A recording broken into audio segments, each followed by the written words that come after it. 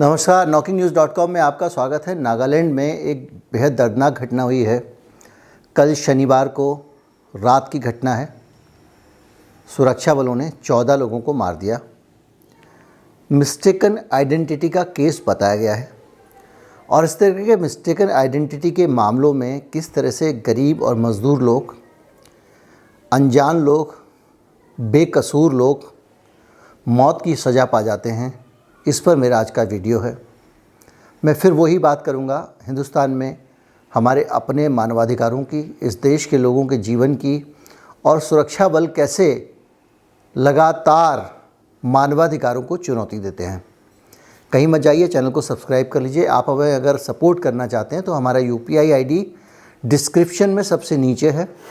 आप ये बारकोड जो स्क्रीन पर उसको भी स्कैन कर सकते हैं।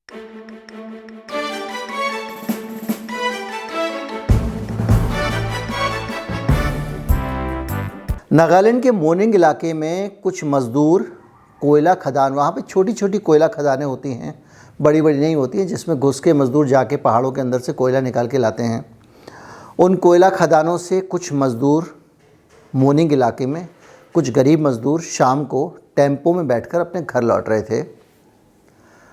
देर रात तक जब मज़दूर घर नहीं पहुँचे तो गांव वाले उनकी तलाश में निकले। सड़क पर उनको हृदय विदारक नज़ारा मिला। जिनकी तलाश में वो लोग निकले थे, उनकी लाशें सड़क पे पड़ी हुई थीं। उनके शव गोलियों से भरे हुए थे, उन पर गोलियां चलाई गई थीं। उनके शरीर में गोलियों के निशान थे और उनकी मौत हो गई थी। नागालैंड के लोग हैं, गुस्सा बाहर आ गया और वो सड़कों पर आ गए और उन्होंने बड़ी संख्या में आगजनी की, तोड़फोड़ की, पुलिस की गाड़ियों को आग लगा दी और बहुत सारी चीज़ें हैं। मैंने आपको उत्तर प्रदेश के हालात पर एक वीडियो बनाया था जिसमें बताया था कि किस तरह से ह्यूमन राइट्स का वायलेशन होता है, किस तरह से मानवाधिकारों में गड़बड़ी की जा रही है। इस हिंसा के बाद में अचानक तंत्र जाग गया। मार के डाल के चले गए थे, कहीं कुछ नहीं हो रहा था। अब जो बयान आया उसके हिसाब से जो सुरक्षा बल हैं, असम राइफल्स के लोग हैं, उनको कहीं से एक सूचना मिली थी, एक लीड मिली थी जिसमें ये बताया गया था कि कुछ आतंकवादी वहाँ से गुजरने वाले हैं और ये जो कोयला मज़दूर थे इनके ऊपर पुलिस ने गोलियाँ चलानी शुरू कर दी। जाहिर बात है, अगर इसकी जांच होती तो उसमें वही लिखाया जाता कि हम वहाँ से निकल रहे थे, उसके बाद यहाँ से गाड़ी को रोकने की कोशिश की, गाड़ी के लोगों ने जवाब दिया, उधर से फायरिंग होने लगी, आत्मरक्षा को पुलिस को गोलियाँ चलानी पड़ी, जैसा उत्तर प्रदेश में बहुत सारी जो फर्जी मुठभेड़ें होती रही हैं उसमें कहा जाता रहा है। और लगातार सारी जो मुठभेड़ होती हैं उनकी एक ही स्क्रिप्ट होती है। मैं इसके एक एक पहलू पे जाऊंगा और आपको बताऊंगा कि कहाँ कहाँ जांच करने की ज़रूरत है। ये देश बहुत महान देश है और यहाँ पे हर तरह की घटनाओं की जांच करने के लिए और हर चीज़ के लिए प्रोटोकॉल बने हुए हैं, SOPs बने हुए हैं, स्टैंडर्ड ऑपरेटिंग प्रोसीजर्स बने हुए हैं। खुद सुप्रीम कोर्ट ने तरीके बना के राज्य सरकारों को चिट्ठी लिख के दिए कि आप इस दायरे में रहकर ही मुठभेड़ के आंकड़ों को जांचेंगे और उसके बारे में बात करेंगे।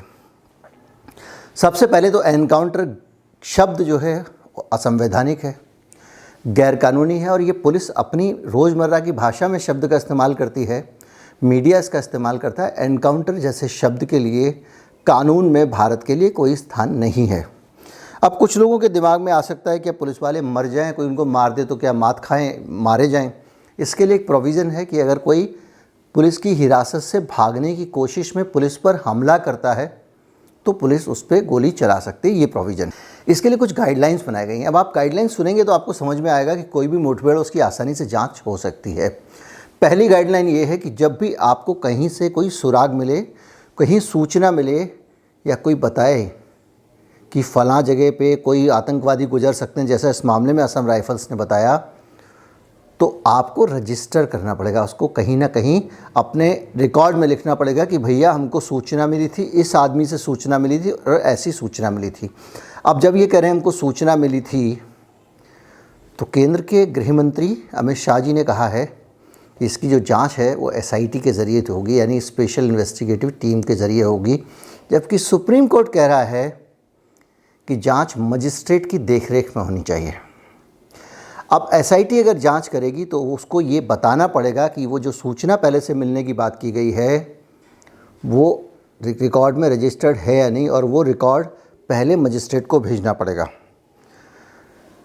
जब भी कोई मुठभेड़ में मारा जाता है तो तत्काल उसकी एक एफआईआर दर्ज होती है और पहले से ही एक मुकदमा दर्ज होता है जो लोग मुठभेड़ में शामिल होते हैं उनके ऊपर। उसके बाद उसकी इन्वेस्टिगेशन में वो छूट जाएं अलग बात है। इस मामले में एफआईआर दर्ज होकर सूचना नहीं मिली है। इस मामले में ग्रामीणों ने जब हंगामा किया, जब मारपीट की, तो पता चला कि असम राइफल्स के लोग उनको मार के चले गए हैं। उससे पहले ये सूचना नहीं मिली थी। मुठभेड़ की जब जांच होगी तो उसके लिए एक सीनियर आदमी कोई उसकी जांच करेगा, ये नहीं कि कोई भी उसकी जांच कर लेगा। ये भी बड़ा स्पष्ट प्रोविज़न है इसमें, और उसके लिए एसआईटी की जांच हो रही है। और अधिकारी जांच करेगा, जैसे इस मामले में एसआईटी की बात की गई है गठन की, तो वो पूरी तरह से इसकी जांच करेगा, इसकी बैलिस्टिक रिपोर्ट लेगा, हथियारों का फॉरेंसिक एनालिसिस करेगा और उनको जमा कराएगा। क्योंकि मुठभेड़ के नाम पे ये भी हो सकता है कि कोई दूसरा हत्या कर दे और पुलिस वाले उसको मुठभेड़ घोषित कर दें, ये भी संभव है। तो ऐसी स्थिति में हथियारों की पहचान हो जाएगी बैलिस्टिक एनालिसिस से कि उसी हथियार से हत्या हुई है जो पुलिस का था और पुलिस को अलॉटेड था। इसके बाद जांच जब तक पूरी नहीं हो जाती, किसी भी पुलिस वाले को आउट ऑफ टर्न प्रमोशन या कोई सम्मान नहीं दिया जा सकता कि मेडल दे दिया आपने, जाके आप मार के आए। नहीं, जांच चल रही है तो आपको नहीं मिल सकता है। इसके अलावा घायल अपराधी, अगर कोई उसमें घायल है तो उसको तत्काल मेडिकल हेल्प देने की ज़रूरत है। इस मामले में पुलिस वाले सड़कों पर छोड़ गए थे। ज़रूरी नहीं है कि सभी 14 लोग वहीं पे मारे गए हों, हो सकता है कुछ घायल रहे होंगे, क्योंकि पुलिस को ये मामला दर्ज करना चाहिए था। उनके परिवार वालों को सूचना देनी चाहिए थी एनकाउंटर के केस में जो दी जाती है। उसकी भी बातें जो मीडिया रिपोर्ट्स हैं उसके हिसाब से सामने नहीं आ रही हैं। ह्यूमन राइट कमीशन के लिए भी सुप्रीम कोर्ट ने कुछ जिम्मेदारियां तय की हैं। इसके अलावा ये परिवार के लोगों का अधिकार है कि जब मुठभेड़ में कोई आदमी मारा जाता है तो परिवार वालों को तुरंत सूचना दी जाए। इस मामले में अगर परिवार वालों को सूचना दी गई होती तो परिवार वाले रात को देर तक जब लोग नहीं पहुंचे तो उनको ढूंढने के लिए सड़कों पर नहीं निकले होते। जो मामला लग रहा है फर्स्ट इम्प्रेशन में, जो समझ में आ रहा है इन सारी बातों से, कि पुलिस वालों ने सड़क पे जाते हुए टेम्पो के लोगों को सोचा इनको उड़ा दो, ये आतंकवादी होंगे। चूँकि नागालैंड में एक बड़ा फेस्टिवल चल रहा था, पूरे देश भर के वीआईपी आए हुए थे, तो ये केस बड़ा रिवॉर्डिंग हो जाता कि देखिए एक बड़ा आतंकवादी हमला होने वाला था जिसको लोगों ने नाकाम कर दिया, असम राइफल्स के लोगों ने। और सबसे बड़ी बात यह है कि अगर आपके आवाज़ देने पर उन्होंने गाड़ी नहीं रोकी थी तो गोली चलाने का आपको अधिकार है, ऐसा कहीं कोई प्रोविज़न नहीं लिखा हुआ है। किसी भी कानून में इस बात की इजाज़त नहीं है कि कुछ लोगों को आप रोकें और वो गाड़ी ना रोके तो आप उन पर गाड़ी चला दें। यही चीज़ अंकित तिवारी के केस में हुआ था, आपको याद होगा लखनऊ में किस तरह से एप्पल के इवेंट से लौट के जा रहे थे, उन्होंने गाड़ी नहीं रोकी, ये पुलिस ने कहा इसलिए गोली चला दी। ये जो मामला है ना, ये कुल मिला के जो मैंने आपको बताया बहुत सारे संदेह पैदा करता है। मैंने आपको बहुत सारी चीज़ें बताई जो बताती हैं, और ये भी कहता है कि इस देश में लोकतंत्र है, संविधान है, कानून है, लेकिन जो सरकार है, क्योंकि पुलिस सीधे सीधे सरकार की प्रतिनिधि होती है, जो सरकार है वो सबको ठेंगे पे रखना चाहती है, अपने पास सुप्रीम पावर रखना चाहती है। और पावर कभी किसी को इतनी नहीं होनी चाहिए कि किसी की हत्या कर दे। आप जानते हैं कि किसी की जान जाने की सज़ा कितनी बड़ी होती है। देश में सबसे बड़ा दंड किसी के प्राण ले लेने पर दिया जाता है।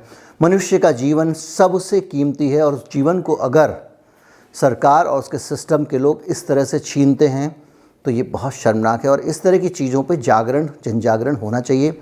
देश में बड़ी संख्या में लाखों लोग हर साल आतंकवादी घोषित करके गिरफ्तार कर लिए जाते हैं और कई लोग मुठभेड़ में मार दिए जाते हैं।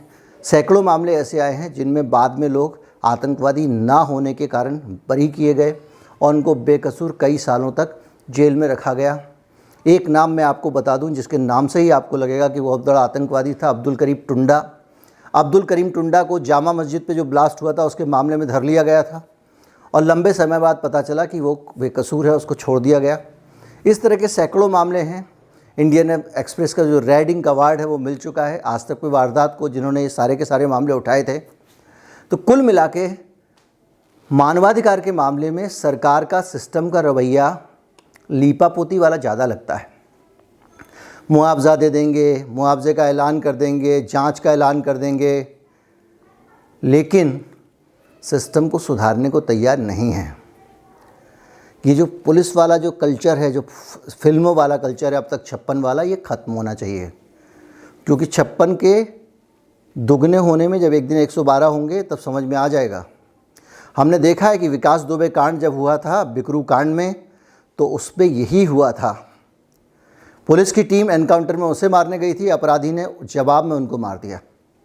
अपराधियों को लगा कि ये तो हमें मारेंगे ही मारेंगे, इससे अच्छा है कि हम इनको मार दें। ये अलग बात है, वो अपराधी भी बाद में मारा गया, लेकिन बड़ी संख्या में पुलिस वाले इसके शिकार हुए। जब तक कानून व्यवस्था में, भले ही वो अपराधी हो या वो सीधा आदमी हो, भला आदमी हो, बेकसूर हो, इन कोयला मजदूरों की तरह, उसका पूरी तरह से विश्वास नहीं होगा, तब तक कानून व्यवस्था को नियंत्रित करना बहुत मुश्किल है। कानून व्यवस्था एक विश्वास की चीज़ है, ज़बरदस्ती की चीज़ नहीं है। और कम से कम इस तरह की घटना करने वाले लोग, उनको आदेश देने वाले उनके जो बॉसेस हैं वो, और जो इस तरह की घटनाओं को प्रोत्साहित करने वाले नेता हैं, ऑपरेशन लंगड़ा चलाने वाले, ये कहने वाले कि सुधर जाओ वरना, इस तरह के जो नेता हुंकार भरते हैं मंचों से, उनके खिलाफ़ सख्त कार्रवाई होनी चाहिए। क्योंकि इस देश की पुलिस को आप गैर कानूनी काम करने के लिए भड़का रहे हैं। उम्मीद करता हूँ वीडियो आपको अच्छा लगा होगा। अगर अच्छा लगा हो तो ज़्यादा से ज़्यादा लोगों तक पहुँचाएँ। चैनल को सब्सक्राइब कर लें। नमस्कार, जय हिंद।